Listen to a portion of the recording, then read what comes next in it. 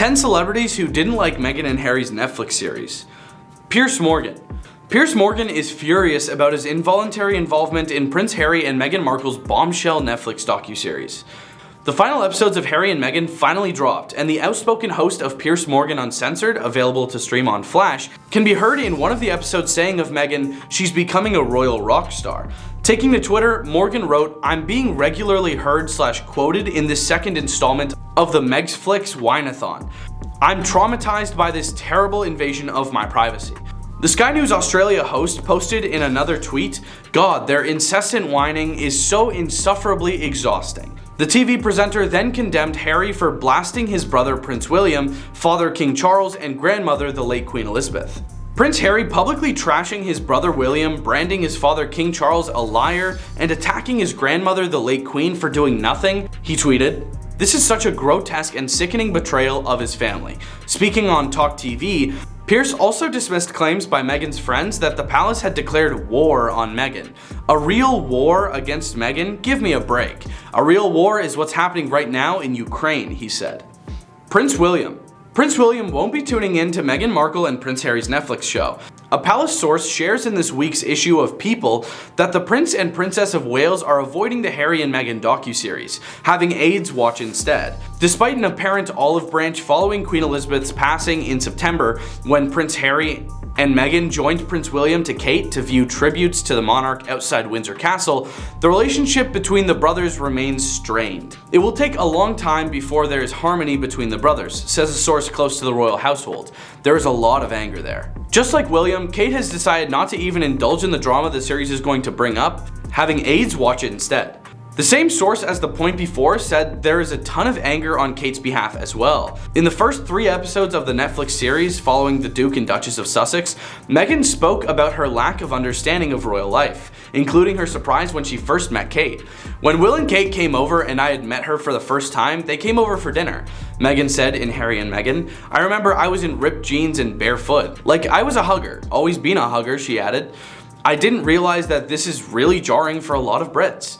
I guess I'd start to understand very quickly that the formality on the outside carried through on the inside," she continued. "There's a forward-facing way of being, and then you close the door and you relax now. But that formality carries over on both sides, and that was surprising to me.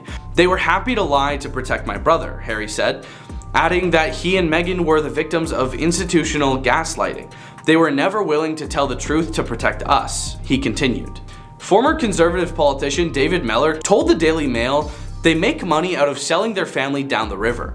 I think it should be made clear that the British people do not want them there," in reference to the upcoming celebration for the King in May. "They shouldn't come to the coronation. They categorically shouldn't come," he declared, also adding that Brits would be perfectly entitled to boo the Duke and Duchess of Sussex if they attend. Ian Duncan Smith.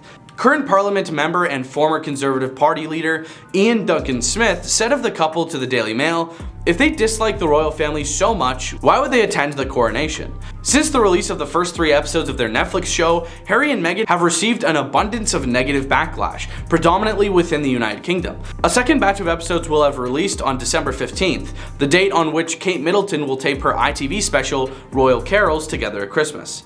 Lady Antonia. British author Lady Antonia Fraser said, "I hope they don't come because I want the King and Queen to be the center of attention. It worries me that if they come, the cameras might waste time on them. They should stay holding hands in Hollywood." Regarding the coronation of the King this spring and how the docuseries could take the attention off of the event, causing them to steal the thunder. CNN. Of course, CNN is the most trustworthy news source out there. Here's what they had to say. When Prince Harry and Meghan Markle announced in early 2020 that they were stepping back from their roles as senior royals, effectively quitting the royal family, they described a culture of familial tension, relentless scrutiny, and certain misogyny. They no longer wished to be trailed by the media, obsessed over, and watched. Harry didn't want to be constantly reminded of his mother's tragic passing every time he and Meghan were photographed. Meghan didn't want to be tabloid fodder for what she wore, how she did her hair, where she was from, or how much she did or didn't enjoy the spotlight. They wanted to reach financial independence, live as regular people, raise their children in private. And yet, here they are, taking part in and co-producing, in fact, Harry and Meghan, a new 6-part docuseries whose first 3 episodes dropped recently, detailing their lives with a never-before-seen look into the couple's personal archive, commentary from close friends and family members speaking out for the first time, and lots of direct access to Harry and Meghan themselves in interviews filmed over the last few years. The series opens with individual self-taped video diaries by Harry and Meghan from back in 2020, the first clue that perhaps they never really intended to keep their private life private after all. Indeed, what we learn from Harry and Meghan is that the Duke and Duchess of Sussex are less interested in staying out of the spotlight than in staying in complete control of how the spotlight makes them look. But, well, that's just not how celebrity works. For the sake of boredom, I shall not continue this 5-minute debrief CNN gave us. Britons. Harry and Meghan's popularity in Britain has taken yet another tumble following the release of their bombshell Netflix documentary, a new poll suggested. Some 14% of Britons now have a more negative view of the Sussexes after the first 3 episodes were dropped a couple weeks back. A YouGov survey of 4,026 people found. Meanwhile, just 4% see the pair in a more positive light, while just under half, 45%, said their opinion had not changed, including 34% who already felt negatively and 11% who already felt positively. The first half of the 6-episode docuseries, released at 8 AM on December 8th, was criticized by many for its attack on the late Queen's Commonwealth legacy, as talking head and academic Afua Hirsch branded the Association of Nations Empire 2.0, whatever Empire 2.0 is. Dickie Arbiter. Dickie Arbiter, who served the Queen from 1988 until 2000, accused the couple of mixed messages and said no one will believe a word they say.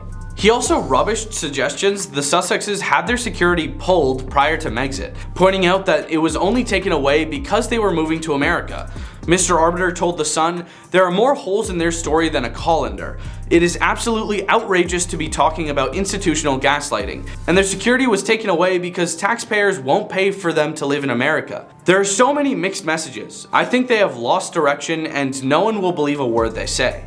Tom Bauer.